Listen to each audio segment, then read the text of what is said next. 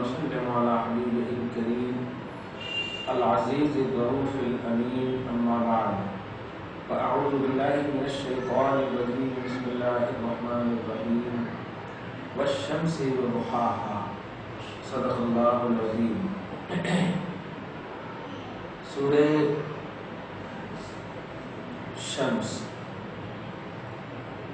سورہ بلد کے بعد تقریباً سورہ اس میں مکیہ ہے. یہی آیت ہی دیکھ رہے ہیں. اس میں آیت 15 ہے 15.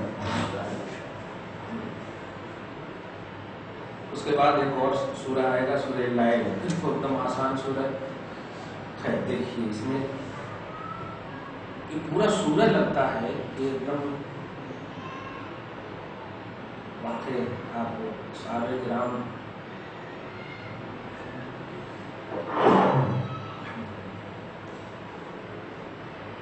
کرام کی عظمت اور رسول پاک کی عظمت کو سمجھیے. ہمیں پڑھنے کے لیے جب قرآن کھولتے ہیں تو مطلب ایسی آیت نظر آتی ہے جس میں کوئی خوف کوئی ڈر نہیں. الحمدللہ رب العالمین الرحمن الرحیم. ریلیکس کے اینڈنگ میں جائیں گے اس میں ایسی سب مطلب ڈر اور خوف کی باتیں آ رہی ہیں. وہ یا خود پہلے مولا چاہتا ہے کہ رحمت کی امید لے کر میری بارگاہ میں آؤ تو خوف میں ڈالوں گا. اور صحیح بھی ہے کہ اللہ سے قرآن نے اللہ کا مطلب کہ اے ایمان والو اللہ سے ڈرو یہ ترجمہ نہیں ہے. کیونکہ ڈرنے کا لفظ جو ہے نا اٹریکشن کو نہیں بتاتا, بھاگنے کو بتاتا. ڈرو اس کا مطلب نہیں ڈرنا. آپ ہم سے ڈریں گے تو مطلب نہیں آئیں گے میرے پاس. یہ مطلب ہوا آپ ہم سے قریب ہونا نہیں چاہیں گے, ڈر لگتا ہے ہم سے. صحیح ہے. تو اے ایمان والو ایسا عمل کرو جو اللہ کا قرب حاصل کرا دے. تقوی اتقوا اللہ کا معنی ہے. اے ایمان والو اتقوا اللہ کا معنی اللہ کا تقوی حاصل کرو. مطلب ایسا عمل کرو جس سے خوف الہی پیدا ہو اور قرب الہی مل جائے. تو ڈرو کا ترجمہ کرے سے آدمی بھاگے. ڈرو پر اردو لگتا ہے نا, اس لیے. تو یہ جتنے بھی سورہ ہیں عربی تقوی عربی. ابھی اس سورہ میں کیا ہے قرب عربی. اصل اردو تو کوئی لینگویج ہی نہیں ہے نا, وہ تو لشکری زبان ہے. اس میں مختلف زبان ملی ہوئی ہے, اس لیے اس کو اردو بولتے ہیں. اردو معنی ہوتا ہے لشکر. جیسے لشکر میں کالے گورے اونچے موٹے طرح طرح کے ہوتے ہیں, ایسے ہی اردو کا معنی ہوتا ہے لشکر. تو اس میں بھی مختلف زبانیں ہیں, مکسر ایک دم کر گئی ہے زبان کی, اس لیے اردو بولتے ہیں اس کو. اب دیکھیے نا اردو میں کتنے لفظ استعمال کر رہے ہیں. استعمال کیے یہ لفظ بھی عربی ہے, استعمال ورڈ عربی انگلش لفظ ہے. اب تینوں کو ملاتے ہیں کون سا ورڈ یوز کر رہے ہیں. یوز بھی انگلش لفظ ہے. تو سب لفظ اس میں اسی کو اردو بولتے ہیں. فصیح اردو بھی جو فصیح اردو جو بولتے ہیں. فصیح اردو کا مطلب ہوتا ہے سامنے والا سمجھنا. سامنے والا سمجھنا. اب چھوٹے سے بچہ ان کے سامنے بولیے تشریف لائیے گاڑی تیار ہے, تو وہ رونا شروع کر دیتا کیا بول رہے ہیں کیا بول رہے ہیں. تو ایسی اردو بولنا جس سے سامنے والے سمجھ جائیں اس کو سلیس اردو بولتے ہیں, فصیح اردو بولتے ہیں. جی خیر فصیح. سورہ شمس کی ابتدائی باتیں جو غوث پاک کا شعار ہے. لا يفعل من كشف بوحدة الوجود وسريان شمس الذات على صفاء ذرات المظاهر والمجال الفانية الإلهية والإحصاء. وحدت الوجود تھوڑی سی اگر موڈ ہے فریش تو بتاؤں. وحدت الوجود اس پر جو ہے کچھ مطلب نہ سمجھے مولوی لوگ, مطلب اہل سنت کے علاوہ نہ سمجھے مولوی لوگ بڑے بڑے صوفیاء کرام کا رخ لکھا ہے.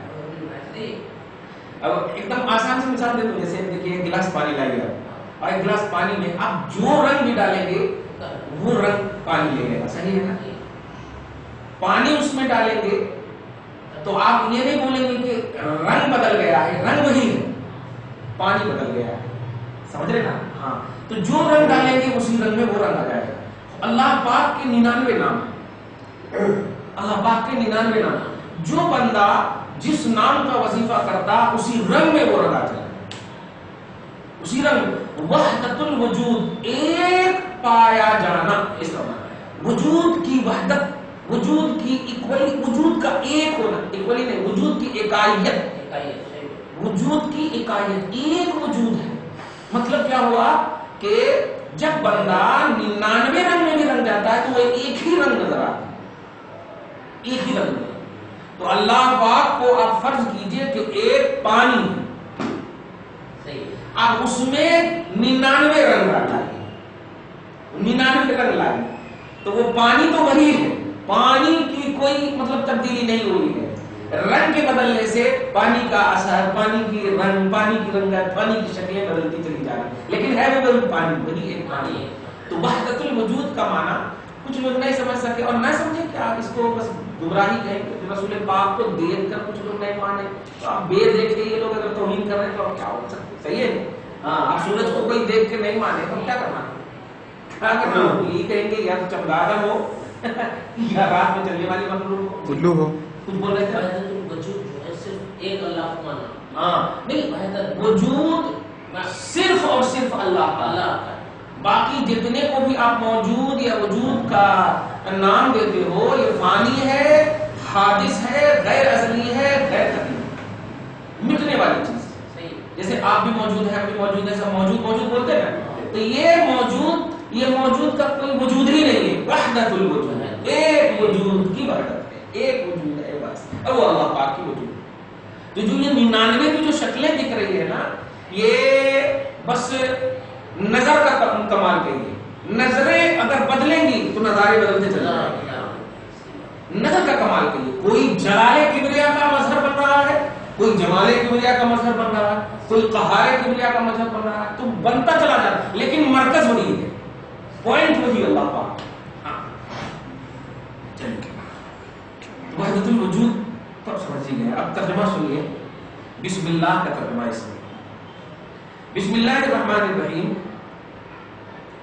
بسم اللہ میں اللہ، اللہ کا ڈیفینیشن، اللہ المنزہ عن الظہور والبطون بحسب ذاتی، اس میں ایک لفظ آئے گا ظاہر اور باطن، اور یاد رکھیے کہ ظاہر اور باطن یہ اپوزٹ چیز ہے، اپوزٹ چیز ہے، ایک دوسرے کے مخالف ہے۔ رات ہے تو دن نہیں، دن ہے تو رات نہیں، ایسے ظاہر ہے تو باطن نہیں، باطن ہے تو ظاہر ہے۔ یہاں پر جو ہے قسم ہے رات کی اور قسم ہے دن کی، اور رات سے مراد اللہ پاک کا ظہور لیا، اللہ پاک کا خفا چھپا ہوا، اور دن سے مراد اللہ پاک کا ظہور لیا ظاہر، اور ظہور اور خفا سے اللہ پاک ہے، اسی کو غوث پاک یہاں پر تفسیر میں پیش فرما رہے ہیں کہ یہاں پر اللہ جو ہے اللہ کے نام سے شروع، المنزہ عن الظہور والبطون بحسب ذاتہ، اپنی ذات کے اعتبار سے جس کے اندر نہ ظاہر ہونا ہے نہ باطن ہونا ہے، وہ اکول ہے، وہ ایک ہے، یکساں ہے، اس میں ظاہر اور باطن جو اپوزٹ پہلو ہے وہ پہلو اس کے اندر نہیں۔ تو یہاں پر جو ظاہر اور باطن کہا گیا ہے مخلوق کو دیکھتے ہوئے کہا گیا ہے، خالق کو دیکھتے ہوئے نہیں، ورنہ یہ دونوں اپوزٹ چیز ہے، اور اللہ کے نزدیک کوئی بھی اپوزٹ چیز نہیں، وحدت ہے، کیونکہ اپوزٹ کے لیے کثرت چاہیے نا، کم سے کم دو تو چاہیے اپوزٹ کے، اور اللہ وحدت کا حامل ہے، سمجھ گیا؟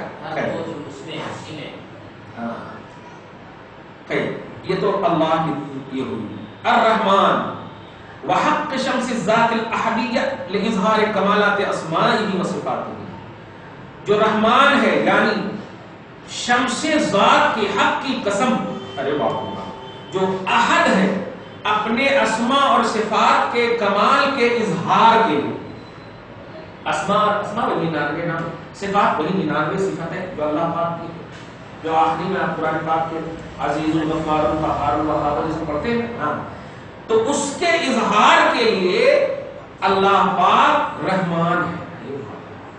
رحمان میں نے کہا کہ لفظ کے اعتبار سے خاص ہے اور معنی کے اعتبار سے عام ہے۔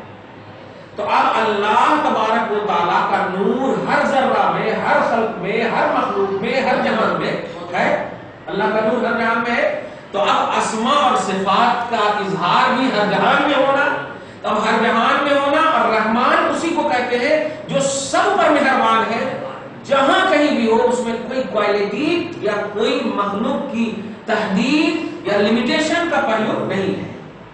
اسی لیے رحمان کی یہاں تعریف کر رہے ہیں کہ اللہ جو اپنے اسماء اور صفات کے کمالات کے اظہار کے لیے سب پر مہربان ہے. اسماء اور صفات کے کمالات کے اظہار کے لیے سب پر مہربان. اب آگے دیکھیں الرحیم. اچھا وہاں اظہار کے لیے دیکھیے گا، لیکن رحیم کس کو کہا تھا؟ جو مومن پر صرف رحم کرے. یہ رحیم جو ہے لفظ کے اعتبار سے عام ہے، معنی کے اعتبار سے خاص ہے. پہلی کو رحمان کا جو لفظ ہے یہ خاص ہے، معنی اس کا عام ہے. رحیم کا لفظ جو ہے عام ہے، معنی خاص ہے. یہ فرق تو بار بار بول چکا ہوں نا. آپ موڈ میں ہیں فنا تو نہیں ہو گئے. تو رحمان جو ہے یہ لفظ کے اعتبار سے خاص ہے. جس کا نام عبد الرحمان ہو اس کو رحمان نہیں پکار سکتے، خاص. اور رحیم جو ہے لفظ کے اعتبار سے عام ہے، جس کا نام رحیم الدین ہے پکار سکتے، کوئی حرج نہیں. لیکن معنی کے اعتبار سے خاص ہے، صرف مومنین پر رحم کرنے والا. رؤوف رحیم بالمؤمنین. تو اب بتائیے ایک عالم ایک مخلوق کی خصوصیت ہو گئی اس میں. رحمان جو ہے اسماء اور صفات کے اظہار کے لیے ایک ہے، یہ معنی ہوا رحمان کا. اور یہاں معنی کیا ہے؟ اپنی ذات کی وحدت میں، اپنی ذات کی وحدت میں ذات کو چھپانے کے لیے. کیسے؟ مومن بس ایک ہی کوالٹی ہوئی نا مومن کی کوالٹی. باقی جتنی بھی مخلوق کی کوالٹی ہے، کافر کی یا جتنی بھی فاسق کی وغیرہ کی، یہ سب میں اللہ پاک رحمان کی تجلی رکھتا ہے. سمجھ رہے آپ؟ ایک خلق یعنی خلق مومن میں رحیم کی تجلی رکھتا ہے. دیکھیں بات کو سمجھے، بہت بڑی بات ہے یہ. واقعی تفسیر جیلانی آج سمجھ لیا، بہت بڑی بات بولے. واہ، اللہ رحمان اپنے رحم کی تجلی عام رکھے ہوا اور اللہ رحیم اپنے رحم کی تجلی خاص ہوئی رکھے ہوا. بسم اللہ الرحمن الرحیم. ہو گیا. اب دیکھیں والشمس وضحاها اي وحق شمس ذات الاحدیت المتلألئة من سماء عالم الاسماء العامة وفضاء الله. قسم ہے سورج. ہم مراد لیں اللہ پاک کی ذات کی چمک کی، ذات الہ کی چمک. وبحق ضحاها، اور ذات الہ سے جو فیض پا رہے ہیں قسم ہے اس کی. ذات الہ سے جو فیض پا رہے ہیں قسم ہے اس کی. اب سمپل ترجمہ ہوگا قسم ہے سورج کی، اور سورج سے جو فیض پا رہے ہیں قسم ہے اس کی. تو سورج سے مراد آپ ذات الہ کی چمک لیں، اور ذات الہ سے جو فیض پا رہے ہیں وہ آئے ضحاها. ضحا بولے تو چمک. اب آگے والقمر اذا تلاها، اور قسم ہے قمر کی جب اس کے پیچھے چلتا. سائنس بھی یہی کہتا ہے کہ نور القمر مستفاد من نور الشمس، کہ چاند کی روشنی حاصل ہوتی ہے سورج کی روشنی سے. ہے نا سائنس بھی یہی ہے. قرآن پاک میں دیکھیے والقمر اذا تلاها، اس کا مطلب یہ ہوا کہ ساری سائنس کا بھی مرکز قرآن ہے.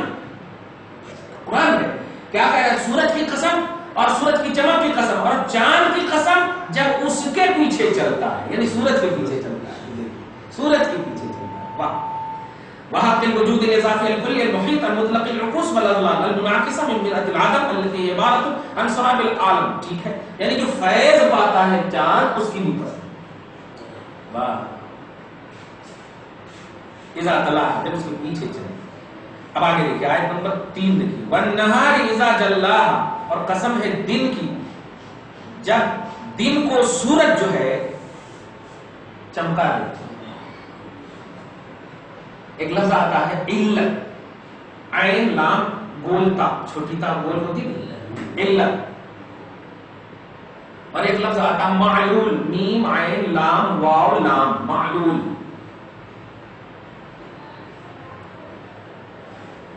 ایک دم بنیادی مثال میں سمجھاتا ہوں کہ ایک لفظ آتا ہے سبب اور ایک لفظ آتا ہے مسبب. چائے جو ہے یہ مسبب ہے، شکر پانی پتی یہ سبب ہے. ایک دم آسان ہے کیونکہ چائے کا وجود بغیر شکر پانی وغیرہ کے نہیں ہو سکتا. عمومی طور پر پانی دودھ وغیرہ سب میں تو ہو ہی نہیں سکتا. آپ کوئی اگر نہ پیے وہ الگ چیز ہے، شکر نہ ڈالے تو الگ چیز ہے، دودھ نہ ڈالے تو الگ چیز ہے. پانی تو ہونا ہی شکر کے لیے. ایک دم کمپلسری. ایک دم اور آسان کر دو کہ نمازی کے لیے رکوع اور سجود کے بغیر نماز ہو ہی نہیں سکتی، چاہے آپ کیسے بھی کریں، کرسی پہ بیٹھ کے کریں یا کیسے، رکوع اور سجود یہ اس کا سبب ہے، اس کا علم، اس کی علت ہے، اس کا رکن ہے، اس کا جز ہے، اس کے بغیر۔ تو ایسے ہی دن کا وجود بغیر سورج کے ہو ہی نہیں سکتا، یہ بتانا چاہتا ہوں۔ تو قسم ہے دن کی، والنہار اذا جلاها، جو دن کے، جس دن کو سورج چمکاتا ہے، جس دن کا سبب کون ہے؟ سورج۔ اس کو عربی میں بولتے ہیں الشمس طالع، سورج چمک رہا ہے، فالنہار موجود، اسی لیے تو دن موجود ہے۔ تو دن کے وجود کی علت، دن کے وجود کا سبب کون ہے؟ سورج ہے۔ یہ سبب بولے تو یہ ظاہری سبب، ورنہ سبب تو اللہ کا ہے، وہ تو مغرب سے مشرق سے وہ سب کرنے پر قادر ہے، لیکن سبب ظاہر خیر یہ آیت نمبر 3 کا درس ہو۔ اور یہ تو دن کی قسم، واللیل اذا یغشا ہے، اور قسم ہے رات کی جب اس کو وہ ڈھانپ لیتی ہے۔ ایک سے بڑھ کر ایک رب کی قدرت ہے، سورج کو رات ڈھانپ لیتی ہے۔ دیکھ رہے ہیں آپ، دن کو سورج نے ڈھانپا، اب سورج کو رات نے ڈھانپا تو اس کی تابانی مان پڑ گئی اور یہ چھا گئی، تاریخی چھا گئی۔ سبحان اللہ، قسم ہے رات کی، حیث خفیت شمس ظہور من افراط النور وکمال تشعشعها فی بریق الظہور۔ یہ آیت نمبر 4، والسماء وما بناها، اور قسم ہے آسمان کی۔ میں نے آسمان کے بارے میں بتا دیا ہے کہ سما سے، سما بولتے ہیں بلندی، سما بولتے ہیں بلندی، تو اللہ پاک کے اسماء اور صفات کی بلندی کی قسم۔ جب بھی آسمان کا کہیں پر بھی غوث پاک کی تفسیر آئے تو اس سے مراد ہے اللہ کے اسماء اور صفات کی بلندی کی قسم۔ اس تفسیر نے اتنا عظیم عقیدہ دیا ہے آپ کو، ہم کو، کہ جو اللہ کے نام اور اللہ کی ذات اور صفات میں بلندی کی قسم یاد فرماتا ہو، وہ جماعت کبھی بھی اللہ کو جھوٹا نہیں بول سکتی، کیونکہ جھوٹ جو ہے بلندی نہیں ہے، جھوٹ پستی ہے۔ معاشرے میں بھی اگر مشہور ہو جائے کہ آپ جھوٹے ہیں تو آپ کو ذلت اور حقیر نگاہ سے دیکھا جائے، صحیح ہے، لیکن اگر معلوم ہو آپ سچے ہیں تو آپ کو بلندی بھی ملتی ہے، عزت ملتی ہے۔ تو جب اللہ کی صفات اور اسماء کی بلندی کی قسم یاد فرمائی گئی ہے قرآن میں، تو اس کا مطلب پستی کا پہلو نہیں ہو سکتا اللہ کی ذات اور صفات، اور پستی جھوٹ ہے، اللہ تعالیٰ جھوٹ پر قادر ہے، معاذ اللہ۔ ان لوگوں نے کہا اس لیے نہیں، آپ اسماء اور صفات کی بلندی کی قسم، سما میں آسمان ہوتا ہے لیکن یہاں بلندی، اور وما بنا، اور اس کی قسم جس نے اسے بنایا۔ خود رب اپنی قسم یاد فرما رہا ہے، کمال ہے واقعی۔ آپ جو ہے میں بولیں تو نیچے ہو جائے، اور رب میں بولے تو اوپر ہو جائے۔ قرآن پاک میں بھی ایک بڑی اچھی بات آ گئی ہے میں کی، جیسے انگلش میں آئی معنی میں ہوتا ہے، تو عربی میں انا معنی، الف زبر آ، نون الف زبر نا، نون الف زبر نا، انا میں۔ لیکن قرآن میں تجوید کا قاعدہ یہ ہے، دھیان دینا ہوگا، تجوید کا قاعدہ یہ ہے کہ لفظ انا جہاں پر بھی آئے تو پہلے حمزہ کو پورا پڑھنا، اور نون کے بعد والا جو حمزہ ہے اس کو گرا دینا عربی میں۔ تو گرانا، ابھی پہلے سنیے نا، گرا دینا مطلب حمزہ زبر آ، نون الف زبر نا ہے، ایسا ہجے لگانا، لیکن پڑھتے وقت نون الف زبر نا، ایسا پڑھنا، نا پڑھنا، نا نہیں، نا، نون زبر نا، الف زبر آ، با زبر با، تا زبر تا، پڑھتے نہیں، تو با تا سا ایسی نا پڑھنا، اور ایک ہے الف زبر آ، با تا اور نا، یہ کھڑا، تو الف بھی آ جائے تو کھڑا ہو جاتا نا، علیمن حکیمہ، تو انا نون زبر نا یہ ہے نا۔ لیکن اللہ کے رسول نے، یعنی تجوید کا قاعدہ یہ ہے کہ وہاں پر لکھا ہوا ہے الف، اس کو پڑھنا نہیں، کیونکہ انانیت یہ اللہ کو پسند نہیں ہے، انانیت اللہ کو پسند نہیں ہے، کیونکہ انا میں گھمنڈ ٹپکتا ہے، غرور ٹپکتا ہے۔ رب کو بھی یہ گوارا نہیں ہے کہ کوئی میرے سامنے انا پڑھے، انا صرف اور صرف رب پڑھتا، انی انا اللہ، میں اللہ، وہ بولے۔ تو آپ کو پڑھنا ہوگا وما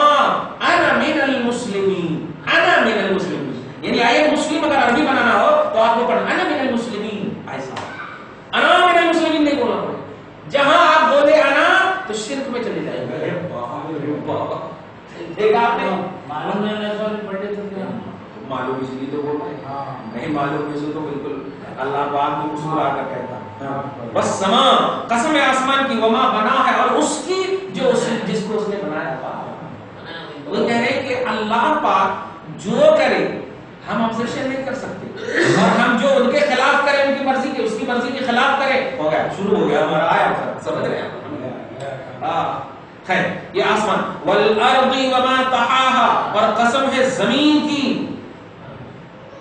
कसम है जमीन की और उसकी जिसने उस जमीन को फैलाया, जमीन को बसीत बनाया फैलाया, कसम है उसकी। ये तो आयत नंबर 6 तक हो गया, यहां तक कसम अल्लाह पाक ने याद फरमाया और आगे भी कसम याद व नफ्सिन वमा सव्वाहा और कसम है नफ्स की। और रहा क्या है सब कुछ की कसम याद फरमा ही लिया अल्लाह पाक ने, तब एक चीज रह गई थी ये, अब इसकी भी कसम, कसम है नफ्स की और उसकी जिसने नफ्स को ठीक ठीक बनाया, सव्वा मुसावी इक्वल अच्छा बनाया। अरे बाप तफसीर पहले देखिए, सव्वा ay अब्दलहा व रक्कबहा मुमतज़िजतम मिन al-आसार व al-अलविया व सिफलिया। हाँ ठीक ठीक मुरक्कब किया, मिलाया, बुलंदी और पस्ती के इम्तिजाज से, मिजाज से, बुलंदी भी उसके अंदर रखी पस्ती भी उसके अंदर। कसम है नफ्स की और कसम है नफ्स के ठीक रखने वाले ज़ाते खुदा। अब आगे जो आ रही है बड़ी चीज सुनिएगा, आयत नंबर 8 देखिए, फ़अल्हमहा फ़ुजूरहा व तक़वाहा। अभी इससे पहले वहदैनाहुन नजदैन की तफसीर मैंने बताया था आपको, आयत नंबर 10 कि अल्लाह पाक ने इंसान को खैर और शर का दो रास्ता बताया, खैर और शर का चॉइस दिया कि ये खैर का है ये शर का रास्ता है, अब जिसे तुम पर करोगे उसी के एतबार से जज़ा और सज़ा तुम होगी। तो बंदा मजबूर भी नहीं है और बंदा मुख्तार भी नहीं है, बीच बीच में है, मजबूर भी है मुख्तार भी है। खैर तो ऐसे ही यहाँ पर देखिए अल्लाह पाक ने नफ्स की कसम याद फरमाया और बनाने वाले अपनी जात की भी कसम याद फरमाया। फ़अल्हमहा हाफिज़ ने नफ्स की तरफ, अल्लाह पाक ने नफ्स को डाला, फुजूरहा उसकी नाफरमानी को भी, व तक़वाहा कुरान में व तक़वाहा और उसकी परहेज़गारी। क्या मतलब? नफ्स के अंदर दो वस्फ रखा है। पहला वस्फ क्या है? नाफरमानी। उमूमी तौर पर नफ्स जो है अम्मारा होता है, उमूमी तौर पर अम्मारा बुराई का हुक्म देने वाला। अब उसमें अल्लाह पाक के बंदे जो सुहबत अख्तियार किए रहते हैं, बुजुर्गों की निस्बत और फैज के मकामात हासिल होते हैं उनको, तो अल्लाह पाक फिर तक़वा वाला नफ्स देता है उनको, जिसको नफ्स लव्वामा बोलते हैं। और उस पर जब कंटिन्यूटी होती है तो वो लव्वामा वाला नफ्स जो है फिर मुतमइन्ना बन जाता है, और अगर डिसकंटिन्यूटी हो जाए तो वो लव्वामा नफ्स जो है मुतमर्रिदा सरकश नफ्स बन जाता है। एक बात ध्यान रखिएगा, एक शख्स है जो शुरू से चलो ठीक है अपने हिसाब से जिंदगी काट रहा है, किसी की तौहीन नहीं, किसी से इख्तिलाफ नहीं, नमाज पढ़ना, हज करना, ज़कात देना, बस माँ बाप की खिदमत करके चला गया, किसी से मतलब कोई वली से भी कनेक्शन नहीं, कहीं भी आस्थाने से कनेक्शन नहीं, अपना एक बेसुरी जिंदगी काट के चला गया, तो अल्लाह पाक की ज़ात से उम्मीद है कि वो जन्नती है। लेकिन एक बंदा है जो 20 साल 30 साल तक किसी आस्थाने से जुड़ा रहा और फिर वो किसी बहकावे में आकर आस्थाने से अलग हो गया, आस्थाने से अलग हो गया, तो देखिए पहले जुड़ा हुआ था, नफ्से अम्मारा खत्म होने को था और लव्वामा उसे हासिल था। आस्थाने से जुड़ना नफ्से लव्वामा है और कंटिन्यूटी के साथ मौत आ जाए तो वही मुतमइन्ना बन गया, और अगर डिसकंटिन्यूटी हो जाए तो नफ्से मुतमर्रिदा बन जाता है, यानी सरकश नफ्स बन जाता है। अब वो अकेले नहीं कईयों को वो गुमराह करते। आज आप अपनी आंख से देख रहे हैं कि आज नस्लें नौजवान तबाह हो रही है कि वही बच्चे जो बाप के साथ सुबह शाम जाते थे दरगाह, आज वही बच्चे बिदअत का फतवा देख रहे हैं, खुद भी गुमराह हो रहे हैं, दूसरों को भी गुमराह कर। बाप के साथ जब जाते थे तो किसी को हिदायत नहीं करते थे, खुद थे राह पर, सही है। लेकिन जब आस्ताना छोड़े तो अब उनको इतना ढीठ बन गए कि अब दूसरों को भी बोल रहे हैं नहीं जाना करते, नहीं जाना करते। तो इसको बोलते नफ्से मुतमर्रिदा, सरकश नफ्स बन जाए। तो नफ्से लव्वामा, नफ्से मुतमइन्ना ये बुजुर्गों के फैज से और बुजुर्गों की सुहबत से हासिल होती है, अदब एहतराम से हासिल होता है। रब फरमाता है नफ्स की कसम फअल्हमहा, और नफ्स को जो बुराई उसके अंदर रखा वो तकवा, और तकवा उसके अंदर रखा। अब आगे देखिए गौस क्या है, अला मुक्तज़ा मा वदा फी मिन अल-अमल, एकदम पूरा जो मैं कह दिया कि अगर आप उसमें कंटिन्यूटी है फैज के लिए अल्हम्दुलिल्लाह। अब बड़े अफसोस के साथ कहना पड़ रहा है कि आज अपने काम को हम तरजीह दे रहे हैं, नहीं जरा मुझे ऑफिस में ज्यादा काम है, आज किसी और से दवा मांगा लीजिए। माँ को बोलती क्या होगा, माँ को यानी जन्नत को निगलेक्ट कर रहे हो ऑफिस में काम, जबकि सहाबा वलियों का काम ये होता, औलाद बाजू में रो रही होती पाँव के नीचे, औलाद की तरफ ध्यान नहीं देते और माँ की तरफ ध्यान, रात रात भर खड़े रहते। लेकिन आज की नस्लें हैं ऐसी, नहीं हमारे को टाइम हो जाता किसी और से मंगा लेना, नहीं ये नहीं होना। वही और पाक फरमा रहे हैं कि सुनो अब कामयाब कौन है, खुद फरमा रहा है मौला कद अफलह मन ज़क्काहा, तहकीक के नफ्स वो काम हुआ, कामयाब वो हुआ जिसने नफ्स को सुथरा किया, नफ्स को सुथरा किया। बहुत फरमाते हैं आई तहरा नफ्सहु अनिर रज़ाइल सिफलिया, घटिया हरकतों से अपने नफ्स को जो बचाए रखा, घटिया हरकतों से। और हरकत की तो इब्तिदा घर ही से होती है। अरे घर आपका सही है अल्हम्दुलिल्लाह, तो बाहर ऑटोमेटिक सही होगा। हाँ, वो मुक्तज़ियातिल लाहूतियतिल इम्कानिया व अमानिया, और दुनियावी ख्वाहिशात की बुनियाद पर आलम लाहूत को जिसने ठुकरा दिया, आलम नासूत को तरजीह दे दिया, दुनिया को तरजीह दे दिया, ठुकरा दिया। कद अफलह मन ज़क्काहा, कामयाब वो होगा जो नफ्स को सुथरा रखे। अच्छा, कमाल ये है, ये भी नहीं कहा अल्लाह पाक ने कि जाओ ना हम तेरे नफ्स को सुथरा रखेंगे, इख्तियार दिया आपको, नफ्स दिया और तकवा और फुजूर का इख्तियार दिया आपको कि नफ्स वाले ये दो है, तकवा इख्तियार करोगे तो हम जन्नत देंगे, फुजूर इख्तियार करोगे तो जहन्नम देंगे। इख्तियार दे दिया नफ्स के साथ। हाँ, आप फरिश्तों से आला क्यों हो गए, फरिश्तों से अफजल क्यों हो गए, उसे नफ्स नहीं मिला, नफ्स नहीं मिला उसे, तो अब तो उसके नेचर में नेकी है। अरे नफ्स ही नहीं मिला क्योंकि नफ्स के अंदर तकवा भी है और नाफरमानी भी, फिस्क भी है, कुफ्र वगैरह का भी पहलू है। और लेकिन फरिश्ते तो नूरी हैं, उनके अंदर नफ्स है ही नहीं। मालूम हुआ कि हमारे और फरिश्तों के दरमियान जो अफजलियत का राज है वो नफ्स है। हालांकि इबादत के मामले में उससे अच्छी इबादत मखलूक में कोई कर ही नहीं सकता। क्यों? उसके अंदर नाफरमानी का पहलू ही नहीं। अब जो जात नाफरमानी नेचुरली तौर पर अपने अंदर न रखे वो कितनी अच्छी जात होगी, लेकिन फिर भी आप उस पर बाकमाल है। उसकी असल सिर्फ वजह यह है कि आप नफ्स रख करके कंट्रोल भी रखे हुए। तो रब की बारगाह में आप कह सकते मौला उसको तो तूने नेचुरली तौर पर अच्छा बनाया था, मेरे को तो तूने दो कंट्रोलर दिया था, मैंने फुजूर को कुचला है और तकवा हासिल किया है, इसलिए रब कहने से पहले ही दे देगा। हाँ बिल्कुल सही।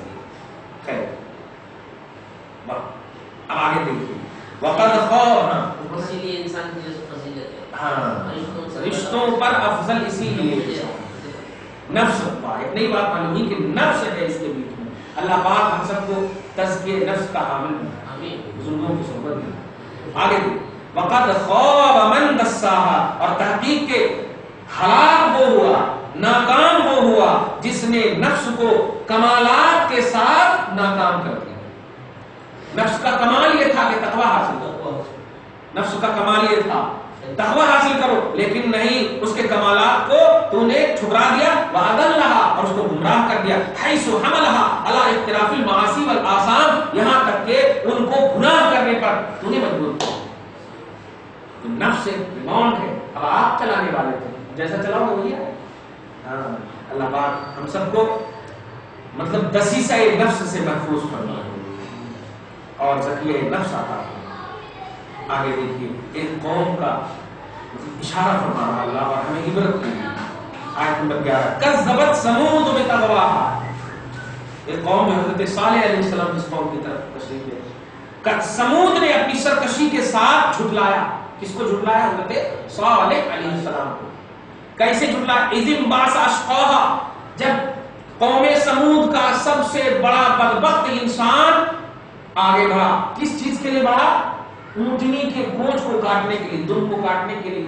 اور اونٹنی کے جو دودھ پینے کا پانی پینے کا جو سمے تھا، اس سمے میں ان کو ہٹانے کے لیے نہیں ہم پیئیں گے. کیونکہ اونٹ کی مطلب خاصیت یہ ہے کہ وہ پانی پیتے بھی ہیں اور جمع بھی کرتے ہیں. ہاں کجاوا بولتے ہیں، جمع بھی کر لیتے ہیں. خیر، تو اب اس کا دیکھیے. اچھا، اس میں ایک نام ہم آج تک کتابوں میں تلاشے تھے کہ وہ کون شخص تھا جو حضرت صالح علیہ السلام کی اونٹنی جو معجزہ بن کر آئی تھی اس کے پونچھ کو کاٹا تھا. وہ کون شخص تھا؟ غوث پاک نے نام بتا دیا، دم. دیکھیے فرماتے ہیں کہ اے اشقل قبیلۃ و ارداها واضلها عن طریق الحق، جو سب سے زیادہ قوم سمود اور قبیلہ سمود میں سب سے زیادہ گمراہ اور ردی کی ٹوکری والا تھا، جس کا نام قدار بن صالح. بڑی خاص قدار بن صالح یہ بدبخت تھا جو الی عقر ناقۃ، عقر مانے بھائی کھوج پیچھے، عقر ناقۃ